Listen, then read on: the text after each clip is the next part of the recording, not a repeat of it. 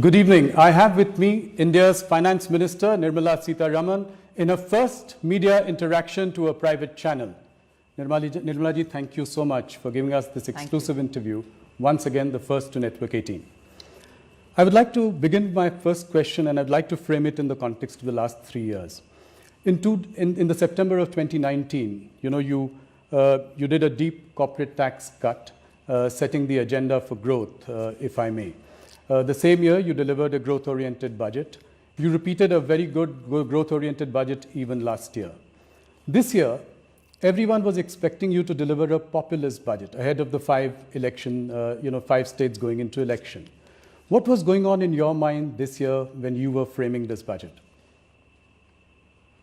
Thanks for giving me this opportunity to explain a bit more about the budget. I think in the mind of the Prime Minister, there was never this doubt that this budget, drawing from certain policy prescriptions that we had laid out in the last, for an economy which is coming out of the pandemic and showing very good positive revival signs, we should unhesitatingly give more help and stimulus that is required so that the revival is sustainable and the revival is strong. And therefore, there was no doubt in our minds from the very initial stages of working on this budget that public investment in infrastructure, that is the capital expenditure for the government, should be kept up. Even last year, we had given a good solid increase in the capital expenditure of the government between 2021 and 21-22. Now this year, therefore, we wanted to continue that momentum and also take as much as it is required to help the states to also move forward with their infrastructure spending.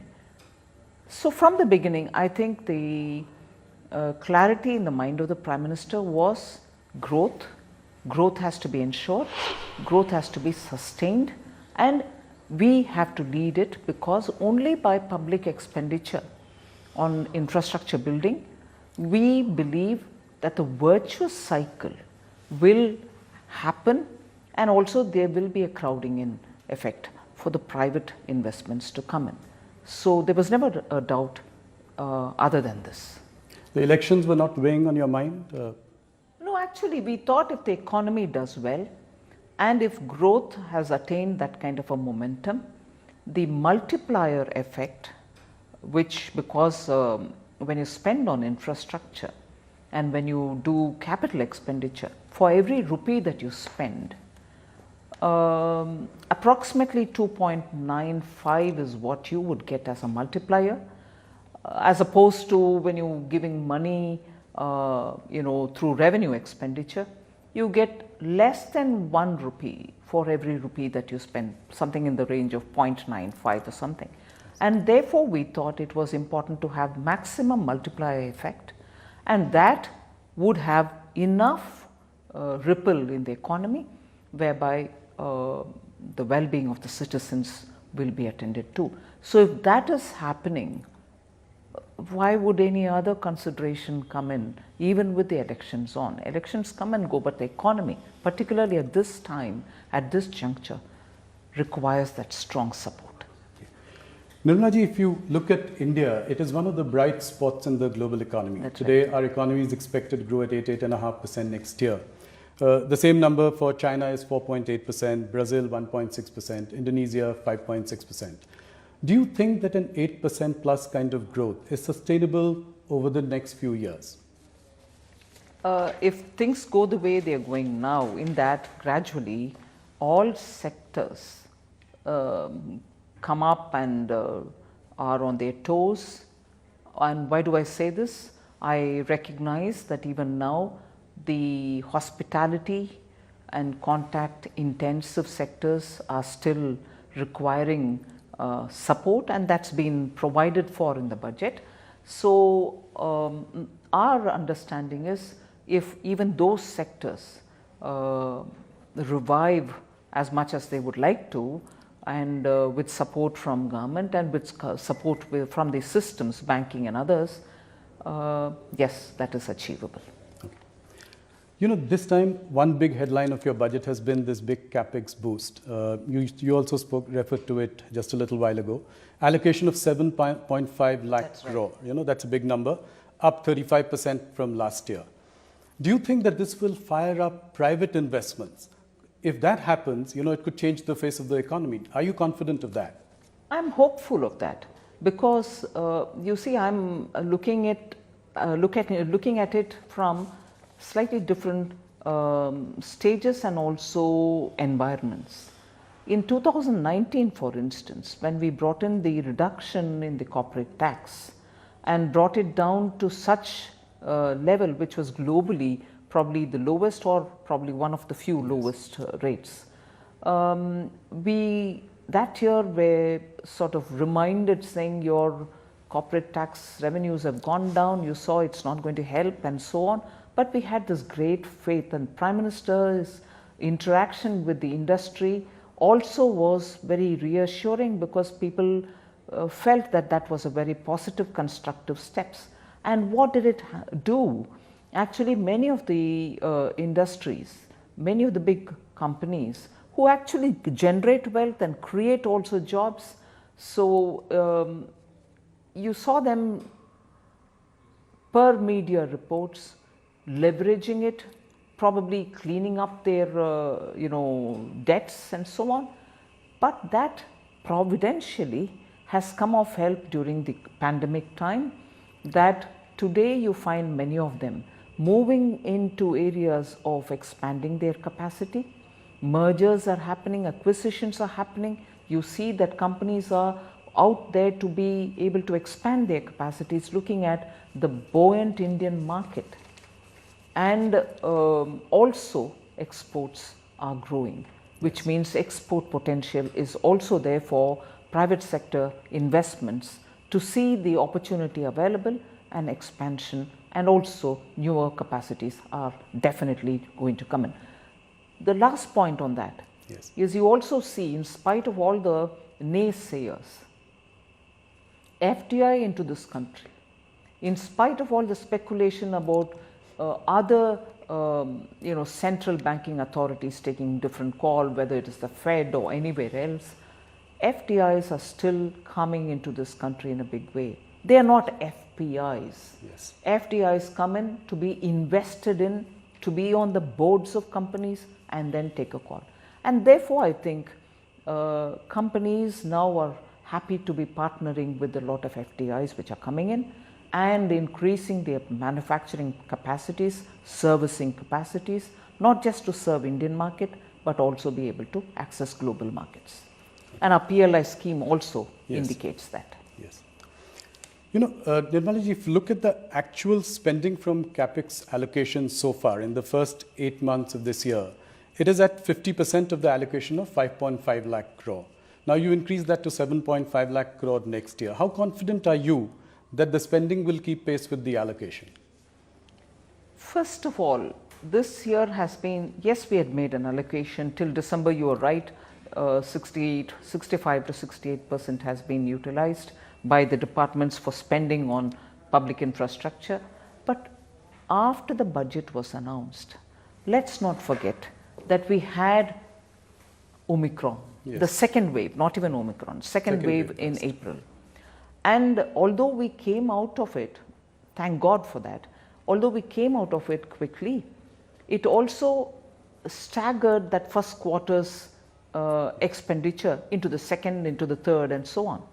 So reaching 68 in spite of the first quarter April and a bit of May going in because of the second wave and the psychological imprint it left on people, for us to catch up with the intended public expenditure did have a lag effect. So I would think that shouldn't be the case this coming year. now that Omicron also is showing signs of withdrawing. I don't want to say it's gone away, we'll have to be careful, but still. Nirmala ji, you've addressed the supply side of the issue. I come to now the demand side. The big issue is how do we really revive demand? So you've got your large capital expenditure program chalked out. Could you have considered cutting taxes to put more money into the hands of the consumer? There are ways in which demand creation can happen. In our country, where the taxpayers' number and also the taxpayers' profile is seen, then you also realize that it is possible to provide stability in tax regime, predictability in tax regime, and that I would think is a very important factor at a time like this. You don't want to bring in elements of uncertainty, and as a result of which some sections feeling, oh, all right, I've got some relief, but some other sections feeling that hadn't come to us. And probably this would have a bearing on many others. Any exemption given is also just not for those who desperately need it, but by law would be applicable for others who probably don't need it so much, but because the system and the framing is such that it'll benefit everybody. Yes. So that is one point. And second, if you're looking at tax stability, if you're looking at predictability and making sure that you have not increased anybody's burden, you're at least making sure that people who have planned their monies can be sure that that is remaining unaffected. Right. So we in this budget placed a lot of emphasis on stability and predictability. I'm no cricket watcher, but I would definitely say this from my outsider's understanding.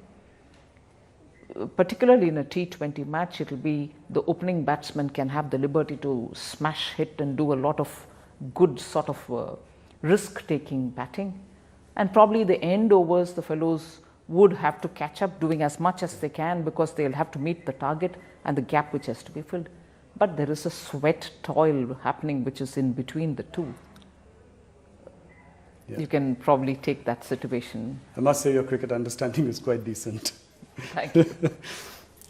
No, that's, I think predictability, stability, I would even say continuity. I think that's been the hallmark of your last three budgets, as I have closely seen it. Right. Let me come to something that is, a niggling issue, a global headache in some senses, inflation. Look at the US, for instance. Our consumer inflation has obviously stayed in the 4 to 6% range. But, if that were to really go up in the coming years, do you think that could throw some kind of a spanner in the works? I think globally all economies are worried about inflation. And that's not to say, okay, so what? Does it affect your planning or not? It does affect my planning. I'm only trying to say this inflation, particularly because of certain global factors of metals being very highly priced, energy, at least the fossil fuel being very expensive, the production being cut down, the cartel or cartelization of those who are fixing the prices, or all that is having a bearing on all over the world and certainly on us as well. Yes. And we also have realized that we are at a stage where we are making a transition towards climate friendly steps, yes, moving out of fossil fuel, and at this time we probably even, like many countries, want to look at gas coming in, natural gas coming in to replace many of what was dependent on fossil fuel. But at this time, with international natural gas price also going up, you're facing a situation where you're planning for something at a transitional stage, and that also is now going to be dearer. And as a result, your planning is also getting adjusted as we go along to look at giving more incentives for electric vehicles and so on. So the long and short of it is, yes, we are conscious of inflation. The global price going up on essential goods, particularly those which are important for industry. And within India, essential goods, for instance, are pulses and are edible oils, both of which still depend on a lot of imports.